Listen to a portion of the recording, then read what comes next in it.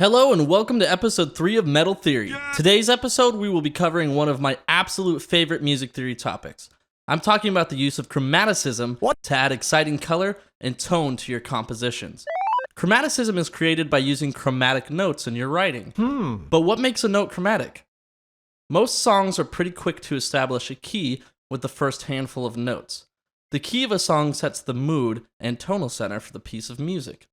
The key also implies which scales to use for a song. If you have a song in the key of B major, you'll be picking notes from the B major scale and its relatives. If you're in E flat minor, you'll be picking notes from one of the 3 E flat minor scales. Seems pretty simple, huh? As we discussed in the last episode, songs can use modulation to change keys and access different scales.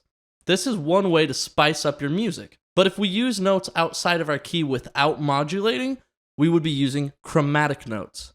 To simplify a little, chromatic notes are notes outside of the key we're in. The reason I love chromatic notes so much is because it's really easy to make them sound bad and like a wrong note. You've got to be smart about how you introduce and use them. They're unstable creatures, but there are ways to tame them. The other interesting thing about chromatic notes is that there are 2 main tonal characteristics they can bring to a song, and they're polar opposites of each other. At one end of the spectrum, you can use them to make a song more silly and playful.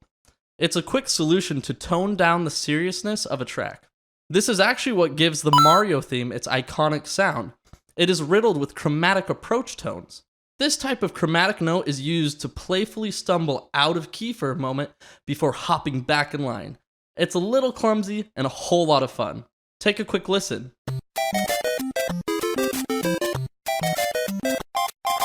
Hard to imagine that any of those notes are out of key, but now listen to what it sounds like when we only use the chromatic notes.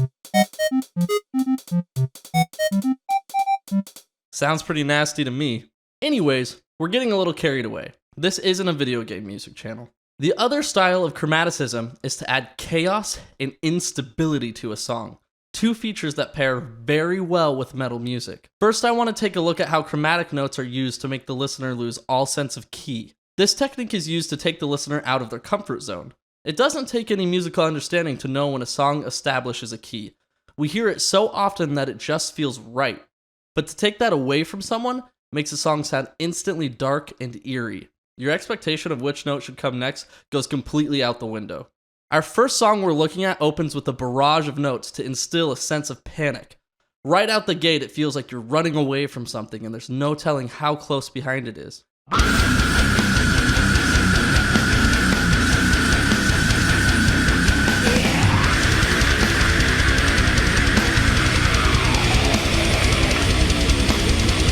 The next section takes our previous notes and slows them down. This gives you even more time to sit in your state of confusion.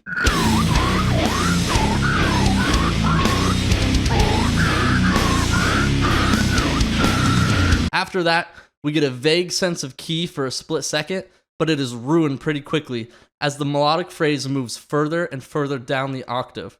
This is called chromatic planing. It's when we introduce an idea and we take it and keep the general shape of it, but move its root around chromatically. This section isn't worried about key. It just wants you to feel like you're descending into the abyss.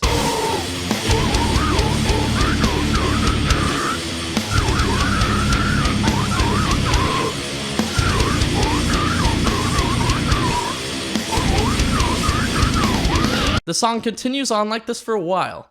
There is one moment where a key is established so that the lead guitarist could easily solo over it, but then it kicks right back into chromatic hell. Let's take a look at how another song uses a similar approach in a slightly different way.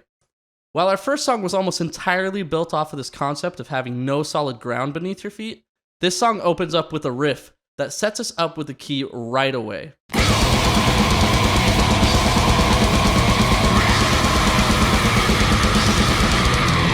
You can tell right off the bat that it wants to feel like a heavy metal song. This is the home key for the entire song. Instead of relying heavily on chromatic notes, this track uses them more sparingly to emphasize certain riffs. They use the chromatic planing technique we looked at earlier, where you introduce your listener to a riff, then you move the riff a half step to make it feel even darker the next time around.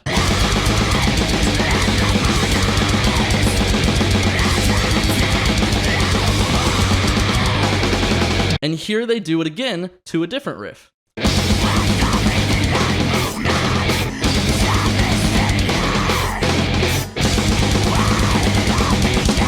A lot less in your face than the first song was about it, but still a very effective way to introduce chromatic notes into the music.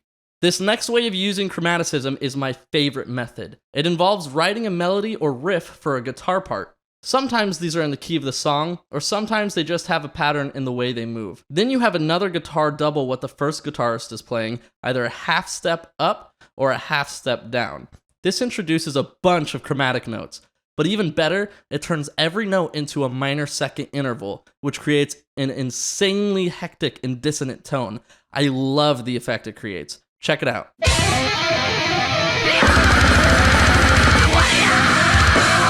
Here it is again used in another song.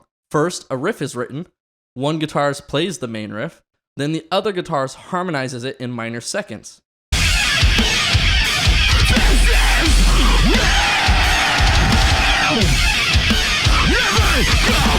Now that I've shown you the secret formula to create what sounds like the musical equivalent to being attacked by auto-tuned bees, I better hear you using it in your own compositions. Alright, metal theorists, that marks the end of today's show. Chromaticism used like this is definitely an acquired taste, but like it or not, I hope you can at least spot it when you hear it. Until next time, this has been Metal Theory.